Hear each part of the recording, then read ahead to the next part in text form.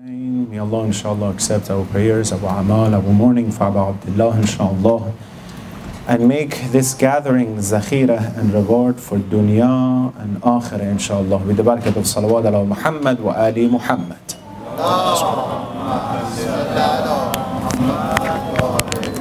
Inshallah, we are going to follow the topic that we started last program last night, which was about reviving true Islam, the true Islam, through diagnosing our false beliefs in religion and in deen.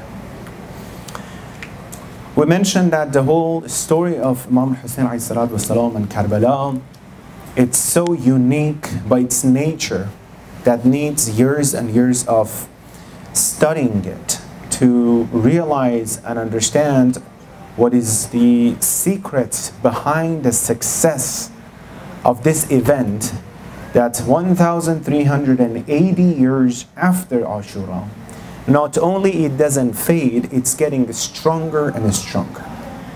If you look back 10 years ago, the majalis all around the world for Imam Hussein, they were not definitely as crowded and as important as today. The Arba'in of Imam Hussein, the Arba'in walk, 10 years ago we didn't have such a thing for the whole world. Group of Iraqis just were going in, their own tradition. Now we see that from all around the world, this awareness happened that everyone goes towards Imam Hussein. Now we see that academic discussions and academic articles being published for Arba'in of Imam Hussein, that who is Hussein, that 25 million people go 3 days walking to go to his grave, doesn't make sense for many people in this world. This awareness is coming and people start questioning what is going on in this world. So it's so naive for us as the main followers of Imam Hussein والسلام, not to pay attention to these details and just be happy that we're just coming to respect Imam Hussein and commemorate the shahadat of Imam Hussein. Before we go to the shur, before we go to the feeling of emotional feeling towards Imam Hussein والسلام, first we have to learn the messages of Imam Hussein والسلام. If the tears are going to come down from my eyes, should be the tears comes with basira inshallah, that I know I get the message of Imam Hussein, what he wanted for me to do. What happened that it doesn't go away, the name of Imam Hussein? The hadith from Rasulullah said, Inna lil Hussein hararatan fi qulub al-mu'minin. For Hussein in the qulub, in the hearts of mu'minin, there is a heat, lan tabrad abada, that will never cool off. It will never go away, this heat, in the qulub and the hearts of believers. And that Christian priest said, well, we have mu'minin in Christianity as well. Therefore, there should be the hubb of Hussein, the love of Hussein in the mu'minin of Christianity as well. He's in love. I saw his Anton Bara. I saw him a few years ago in Arba'in. He was walking, Arba'in walked to go to the ziyarah of Imam Hussein. This is Christian.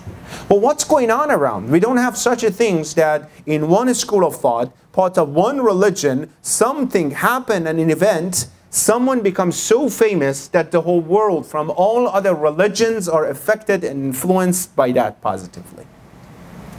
We have mokibs, we have haya'at in different countries to respect Imam Hussein's commemoration of Imam Hussein ﷺ, from Christianity, from Judaism, from atheists. You're part of India. Atheists that are respecting a day of Ashura, Imam Hussein ﷺ. Don't you think it is something that we have to analyze? Don't you think this is something important? We have to see what's going on with this. And we're sitting here for what? And what is the main reason that we are all together? And what happened here? Let me give you one tip here to understand what's going on. There were many fights and many issues between two peoples, three peoples, this group and that group throughout the history of this world among human beings. This king with that king, they had issue with each other. This country attacked that country. They had to engrave their names, that king's, what I was, who I was, what I did, so people don't forget about them, right? Now they discover that, oh, by the way, there was a king so-and-so years ago, and he wrote down to, so people won't forget. Who is Imam al-Hussein that he engraved his story on hearts of people, that he doesn't have anyone to come and, say anything. The story is loud for itself. So if it was only the problem and the issue between two people in the 61st of Hijri in a region called Karbala, me and you wouldn't sit down today and talk about Imam al-Hussein, as we're not talking about any other people, two regions in a region in the world, right? Imam al-Hussein and Yazid is way smaller, not to the level of Imam al-Hussein that Imam Hussein wants to go to fight with that guy in that specific region of the world. Yazid and Imam al-Hussein himself on the other side. Yazid is a representative of all kufr up until the 61st of Hijri.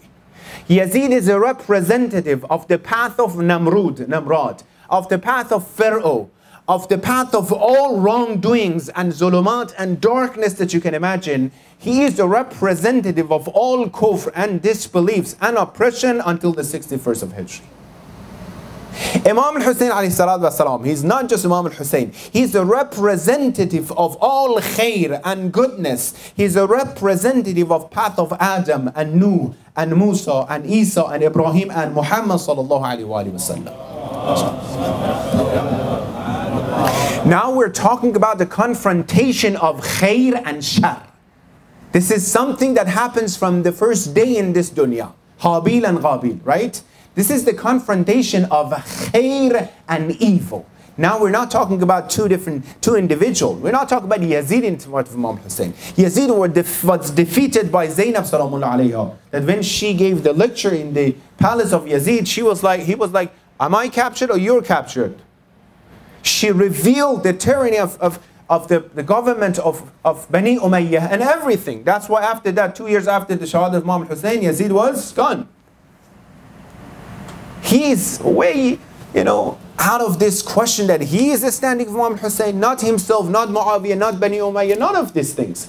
If Rasulullah, he is standing in front of Kufr and Quraysh, he's a representative of khair. Imam Hussein, he's the whole culture, standing in the whole culture of kufr and disbeliefs. That's why it does not go away. That's why the message of Imam Hussein gets stronger every single day, stronger than before. You're sitting here, you're in the, inshallah, sight of all khair. You are here to say, we defend khair and we defend goodness, defend 124,000 prophets. We're not with Yazid, we're not in the kufr side, we're in the iman and khair side. That's why it doesn't, because the oppression that happened a million years ago is the same oppression, the category is the same today. The ignorance of that time is the same ignorance of this time, more modern looking. We are trying to help ourselves, but by respecting Imam Hussein alayhi salatu. We're trying to rescue ourselves to see where we're standing by what? By commemorating Imam Hussein alayhi salatu. In Ziyarat Arba'in, your reciter says, لِيَسْتَنْغَضَ إِبَادَكَ مِنَ الْجَهَالَةِ. One of the reasons that you raised and you stood up in front of Yazid for awareness, to awaken people from jahl and ignorance. That was the reason that you sacrificed yourself. You wanted to take them from zalala, from darkness to nur. That is why me and you, when we're sitting today, after 1,380 years after Ashura, we have to analyze our deen. As I said last night, the same goal as Imam Hussein. He said what? لِطَلَبِ الْإِصْلَاحِ فِي أُمَّةِ جَدِّي. He said, I am in front of Yazid, in front of this kufr, for one reason, to reform the ummah of my grandfather. The same goal for all of us. We have to keep analyzing and evaluating our deen to make sure, is there any false beliefs added into my religion, into my iman, into my faith or not? So, your lifestyle is formed based on your beliefs. You're acting based on the belief system that you created for yourself. And the lifestyle that you have currently right now, think about it. What kind of lifestyle you have? That lifestyle is the result and the fruit of your beliefs. Some choose to have spiritual and religious lifestyle and belief system. Some choose to go against that. Those who have spiritual belief system and a spiritual lifestyle, they believe that what they receive, any lifestyle and recommendation received, it comes from the main source of knowledge and truth and haqq, which is Allah subhanahu wa ta'ala. On the other side, those who are on the side of we're going to choose the lifestyle based on our daily and worldly life, are those that they are happy with their inquisitive beliefs that last night we talked about. Four different, life belief system we talked about. So one of them was, I decide what is good for me. I think this is good, better for me. Why? Because this gives me more benefit. People who are on the right side, the side of Iman and the side of spirituality, are those people who tend to have guaranteed lifestyle given to them by Allah subhanahu wa ta'ala. Let me give you a simple example.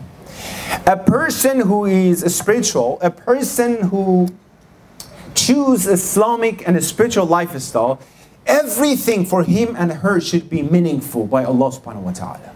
If they want to name their children, they look for any names that they have meanings behind them. Opposite side, sometimes we see that those who have their own beliefs and they don't believe in the spiritual perspective, they tend to go with their own understanding what is good, what is not good. I was Googling about some of the craziest names that you can find. Guess what kind of name I found? That some parents, they put for their children. Hashtag. Cherry blue. Spoon. Very shocking, right?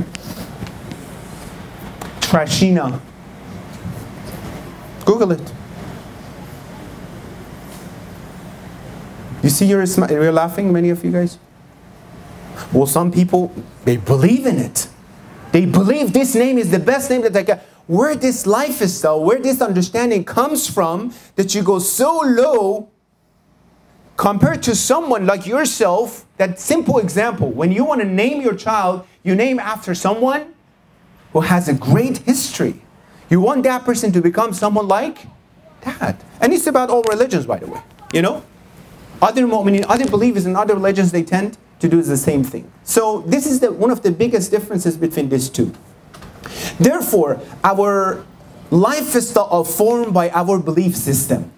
We have to be careful where we get these beliefs from. Who is feeding us to have the beliefs? We mentioned last night that there are many things around us, there are many people around us that they want us to implement the lifestyle that they want us to have. Through many things. Through your social media, through the movies. When you watch a movie, you're opening the gates of your comprehension and understanding to believe in what the director and the actress and actors of that movie are trying to give you. How many of us, we're not against movies, right? When we want to watch a movie, we watch a movie based on analyzing it first. Well, is it a good movie for me to watch? What kind of message it has for me? Just because it's in a genre of horror movie or comedy, can I watch it? Well, let me ask you this. When you go outside to a restaurant, let's say all halal restaurant, right? Would you just choose a restaurant based on, this is a restaurant? Or what if it's dirty? What is in the... You look at the rank, you see that it's clean, something, reputation, right? You look for the qaza and the food of your body and physics. How about when it comes to the food of your soul? Am I just opening my heart? Please, let everyone come. And I'm not even thinking that might be poisonous and dangerous to me. I talk to whoever comes. I listen to whoever comes. Any teacher, any school, any organization, any... Well, what do you expect then? Well, this belief system is shaped by... You don't even go to any doctor that comes from. If you want to go to a doctor, you search, you look at the rank, the reputation. Is it a good doctor? You go to their office. If it's not clean, you're not going to give your stomach to that guy to, cut it. You look at what you receive, so your lifestyle is formed based on your belief system. The problem of people of Kufa was weakness in their belief system. Sayyid, you mean to the point that that belief system, weakness in belief system, can make someone stand in front of the imam of his time and her time and kill the imam of their time? I don't know, you tell me. It looks like it happened, right? They invited their imam of time, they knew what is haqq, they knew the truth, they wrote down letters to imam, 30,000 letters. Hussein, please come, we're waiting for you, everything is waiting for you. We want you to be the imam. As soon as Imam Hussein comes, with a little bit of threat, with a little bit of money, everyone left everything. That means if there's anything is going wrong in my life, the first thing that I have to check is what? You tell me. Sayyid Allah, my belief. If I'm having issue with my friends, if I'm having issue with my families, husband, wife, children, he has to think about his belief system. Maybe something is going on. Remember something, brothers and sisters. You are the greatest designer of your life. You're designing your life. Your beliefs lead you to how good or bad you will design your life. The first one who you should reward and blame is yourself, based on what belief system you chose for yourself. If you're successful, look at the belief system, where it's coming from, Allah subhanahu wa ta'ala. If something is going wrong, I am claiming right now, any issue in your life, major issues that are happening, are because in those areas you did not follow Allah's recommendation. Let's sit down as a psychologist and I prove it to you. It's a big claim, right? Financial, spiritual, economic, I mean social, friendship, family-wise. I bring a recommendation from Allah in that side that if you were following that recommendation, you wouldn't have this issue on this level, to this level.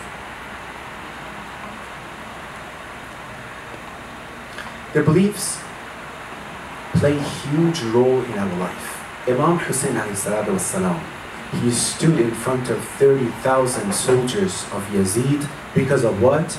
You tell me, because of what? Because of what? Because of his beliefs. Ibrahim stood in front of Namrud because of what?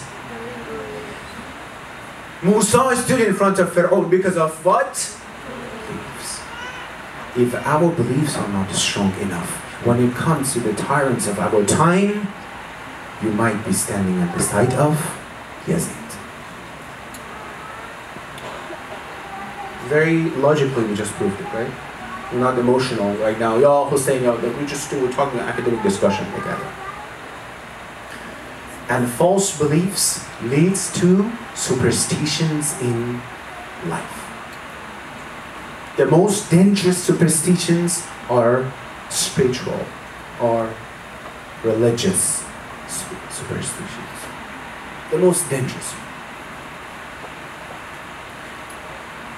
Example. I have to wash my hand and take wuzu 6.5 times, if not 10.8 times. If I don't do it, Allah is going to put me in the hellfire. I'm going to be burned, and it's going to sound, and it's going to smell, so I have to do it 10 times. Well, this OCD, where's coming from? What comes from you? Because Allah says once you go to waswas and to OCD, you know, sweetheart, you're doing haram. You want to satisfy me, you're doing something against me. I said as soon as you have waswas, quit it, ignore it, go forward. But I think that's batil. That's batil, inshallah, ya Allah, go forward. If it's going to waswas. Well, once you're not doing it, you're going for your own beliefs. It's a wrong belief system that you said, I have to keep doing it and doing it, so that might be right. You know, in some part of the world, they have the pictures of imams. You know Imam Hussein a lot. Where that came from? But look at the beautiful eyes, look at that, where that came from. Who saw Imam Hussein today that he draw it? I'm going to go to some sensitive areas. Well, let's do that. Let's go there. Let's ask for that holy things from somewhere. Is this in Islam or is my own things, or my own understanding? So that's going to be very holy. Let's grab it. Let's do something. Let's first make sure that this comes from. This is something exactly we have in Deen. Before we go forward, it says what? Imam Salih alayhi salatu wasalam said,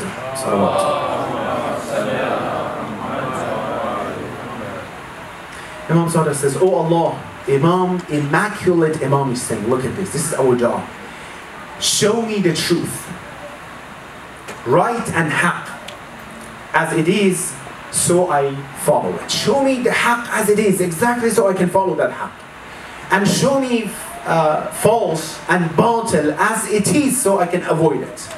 And don't mix haqq and batil for me, Ya Allah. Let me have the power so I see haqq as it is to follow it. Don't make it vague for me, Ya Allah.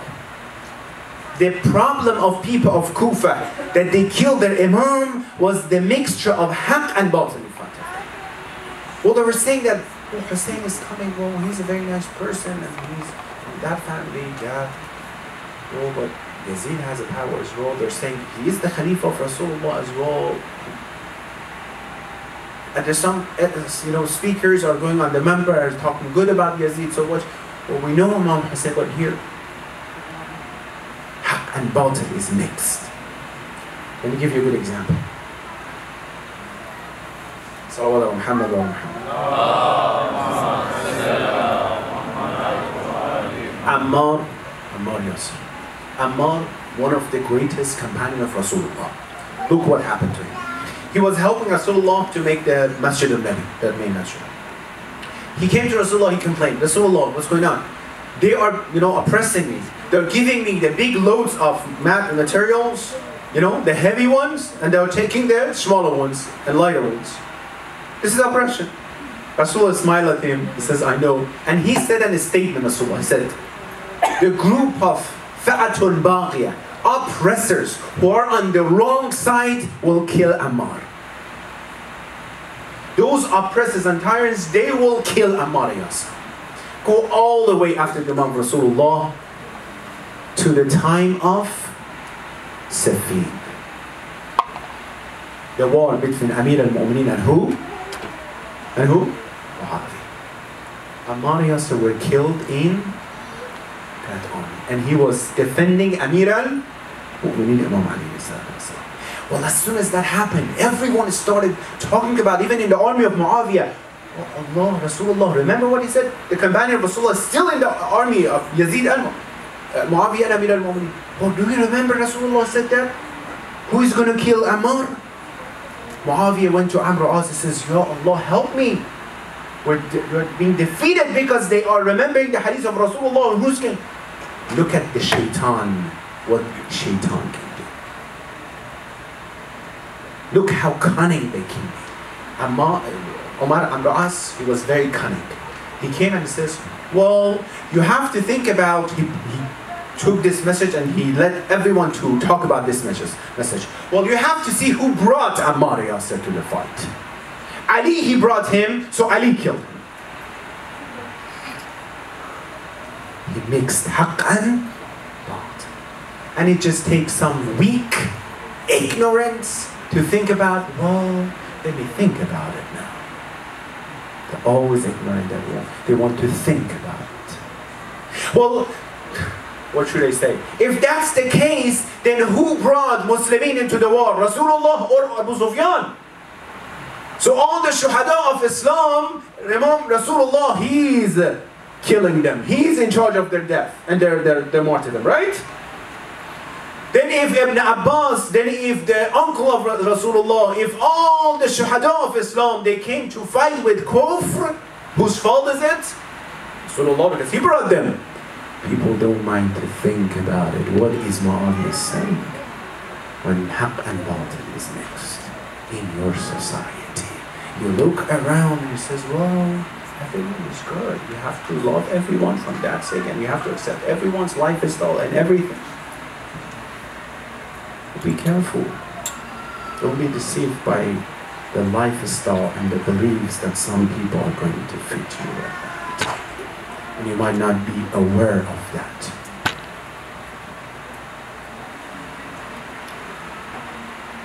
Imam Sallallahu Alaihi Wasallam, show me the truth as it is so I can follow it. Show me batil and falsehood as it is so I know that I won't be affected by the group of people's mind and idea that this is right, this is wrong, we should do this, we shouldn't do that.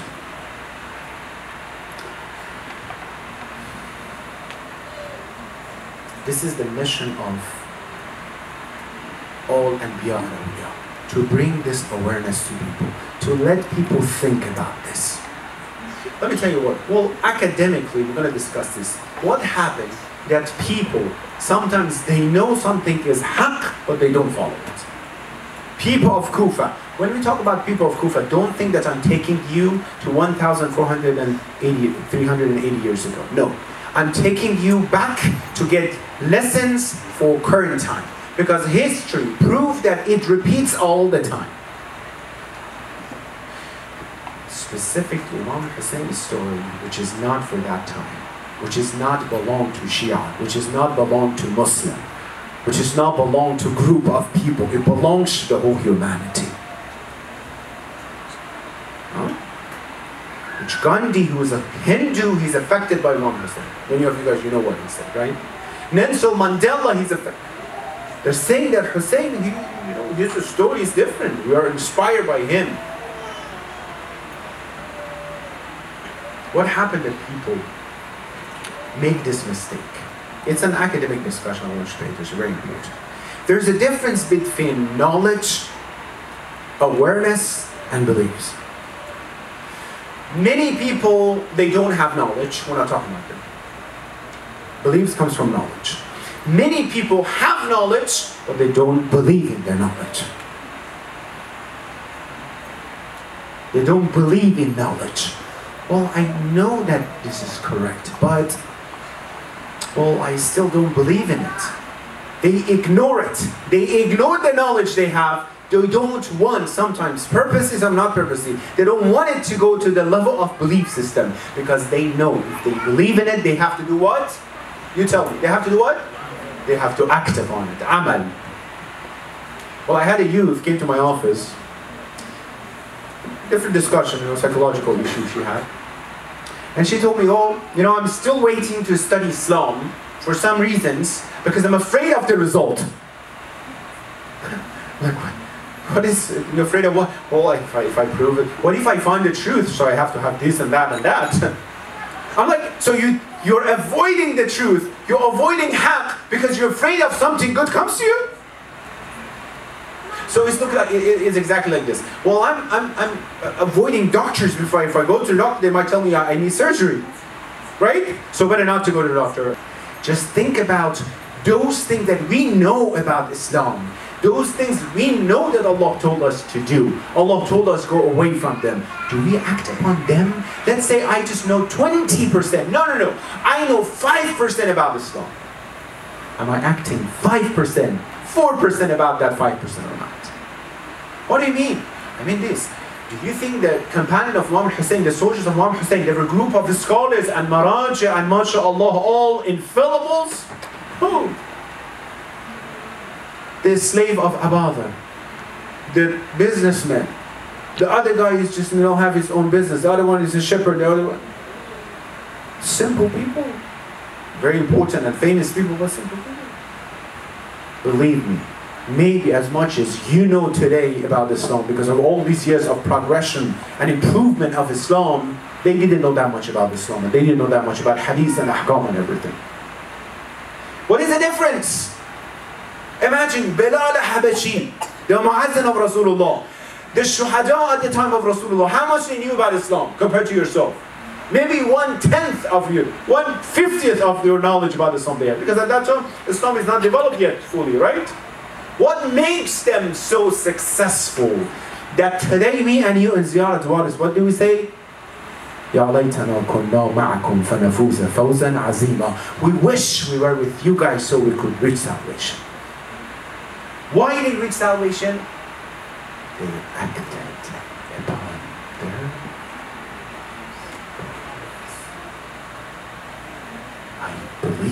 Hussein is Imam. I believe Hussein is right. I have to follow his speeches, his orders, and his recommendations. I know Zainab Salamullah alayha is all haqq and truth. I have to do whatever she does. I have to follow her recommendations. I don't care about the whole world to come and make fun of me. I have that role model in front of me.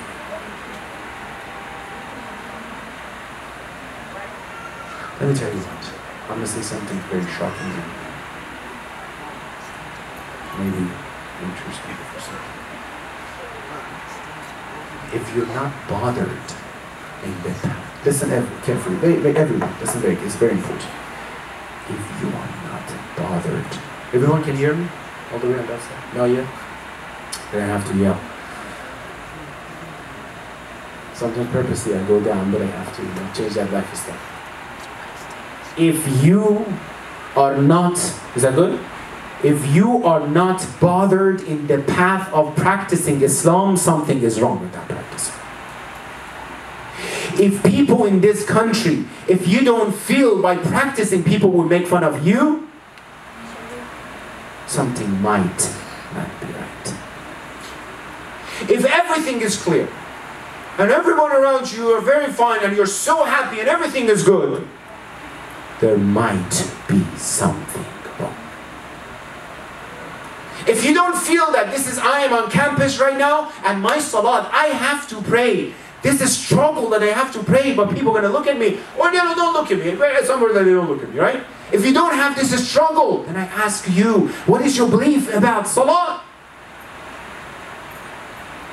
If you never have this thought that if I have hijab, people outside they're going to make fun of me, how about people going to look at me? Then I'm going to ask you about your belief about hijab. What do you mean say it? I mean, look at the history. From the beginning of Islam, people were tortured. From the beginning of Islam. People were killed. People were, bothered for the sake of Islam, including the leaders of Islam, to keep this Islam alive. And now I want to practice in a very sunny and beautiful day in California, mashallah, and the weather is very good, alhamdulillah, and everyone loves me as well, then I'm going to practice Islam. Well, that's Medina Fazila, utopia that inshallah come at the time of Imam of Imam Mahdi alayhi salatu wasalam. How many of you guys, let me something even more interesting. Maybe more important, the thawab of the salat that I recite, somewhere that I have to recite. We're not saying that tomorrow go outside and start praying. No. We're saying something happened. We go on campus, it happened. I studied here multiple times, I had to study. At work, you need to go towards some situation that you need to follow Islam. Right? The thawab of the salat that you recite, I'm saying maybe inshallah, might not be as much as what you heard someone made fun of you and you tolerate it for the sake of Allah subhanahu wa ta'ala.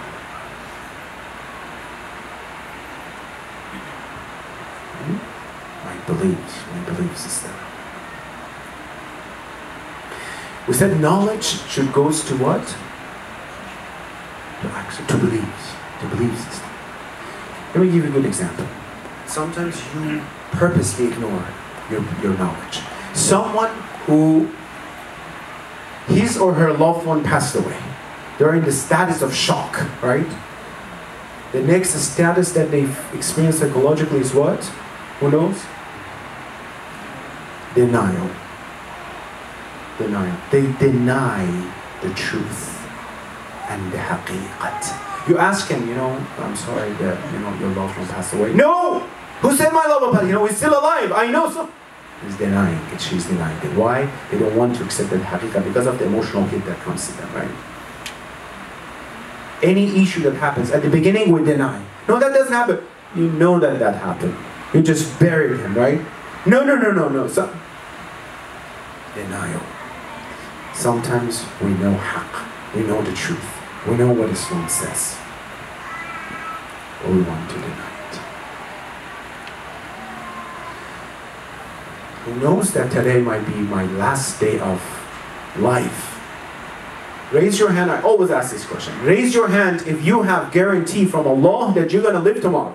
children, youth, and adults, and seniors? Raise your hand. Do you have any guarantee from Allah? Says, I'm 100% sure, inshallah, at least 1 week I'm going to be alive. But sometimes you get them. Forget about everything.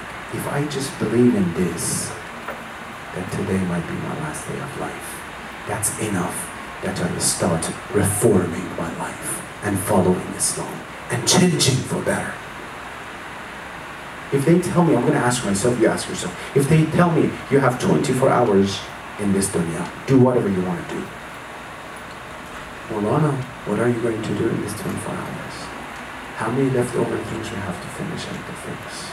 Well, let me think. First I have to call that person. Please forgive me. I know that was your fault, but you forgive me. Huh? Mom, please, that time that I yelled at you, please, Dad, I definitely, Ask yourself, what kind of leftover things you have to finish in that 24 hours? Well, we don't have even guarantee for 1 hour. And we know that, and we're not doing anything to change things, to fix things.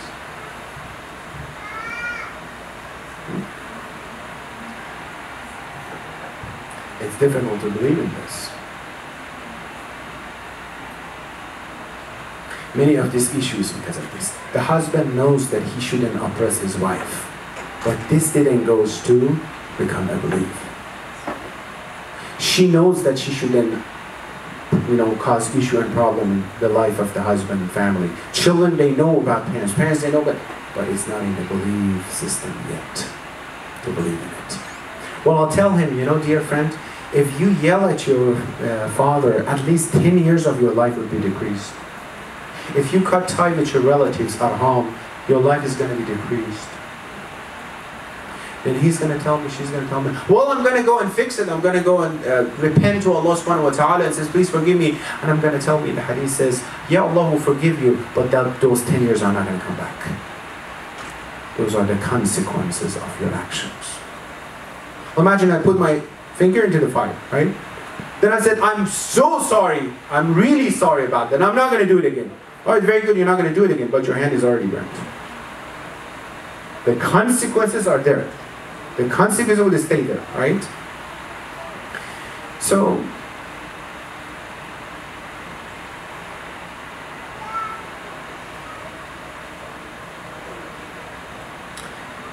many ahadiths we have in this path, many ahadiths we have that are telling us, be careful about just strengthening your belief system. I finish with this. The hadith is saying that in the heart of mu'min, Allah will not, look at what hadith is saying. A mu'min, it's very difficult for a mu'min to believe in batil. Allah never puts the certainty of batil in the heart of mu'min. Allah never put certainty of batil in the society. Look at how many batil we have, how many wrong and falsehood we have. Allah would never put the certainty of falsehood and disbelief in the heart of mu'min. If someone believes in some false, they might have questioned their iman and belief system. That's why, inshallah, this is important for us to review our belief system, to look for it, to make sure that we are on the right path. This is what exactly we have to follow, inshallah. And reviving the true Islam through diagnosing our false beliefs, inshallah.